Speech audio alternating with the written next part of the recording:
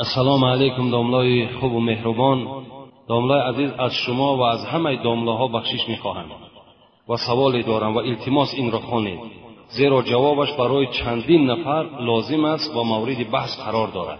آیا برای داملا داشتن تلفن دستی و ماشین خارجی درست است؟ کدام برادری البته همون تلفن ما را دیده است، همین سوال کرد است که برای داملا تلفن دستی و ماشین خارجیش که نیست، ماشین خارجی داشتن درست است یا نه؟ پیغمبر خدا میگوید قال رسول الله صلی الله علیه و سلم احسنوا لباسکم و اصلحوا رحالکم. پیغمبر خدا میگوید اگر در شما شرایط نو کردن لباس باشد، لباسهاتون را نو کنید. اگر در شما شرایط نو کردن چیزهای سواره باشد، چیزهای سوارتون را رنگ و برنگ کنید. این حدیث پیغمبر خداست. از این خاطر معنای او را ندارد که وقتی که آدم ملا شد باید که از تمام این تلفن و ماشین و لباس زیبا محروم باشد. نه، بلکه این خاص برای همه ما و شماست که کدام ما و شما اگر ذره شرایط لباسی نو کردن داریم یا مثال خریدن یگان سواره داشته باشیم، باید که سواره نو هم خریم، لباسی نو هم بپوشیم.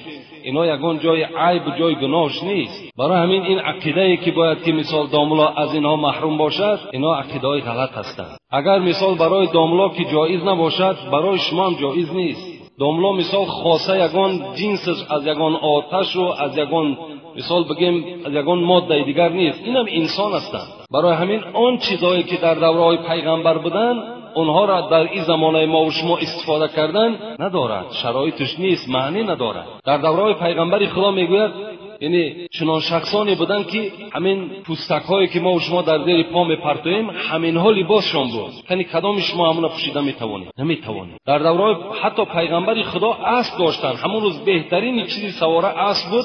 پیغمبر خدا اسب داشتن، اسب سوار میشیدن. اگر من فکر میکنم که همین ماشین های بهترینی که الحال هست همینا در زمانهای پیغمبر میشد، هر آینه پیغمبر در همینا سوار میشد. این گناهی نیست. پیغمبر خدا وقتی که اگر در یک ماشین بهترین بنشیند این جای گناهش نیست. یا ما و شما بهترین لباس بپوشیم. فقط بهترین لباس پوشیدن و تلفن داشتن و ماشین داشتن سبب تکبری و مغروری ما و شما نشود. من ماشین دارم، من تلفن دارم گفته و بعد سر بلند کنیم و دیگر یگان آدم سلام هم ندهیم و پروای هیچ کس نکنیم، اینش در نزد خداوند خوب نیست. بازم اینقدر نعمت‌های داشته باید که باز چی باشیم؟ آدمی عادی باشیم، خاکسار باشیم، با همه معامله خوب داشته باشیم.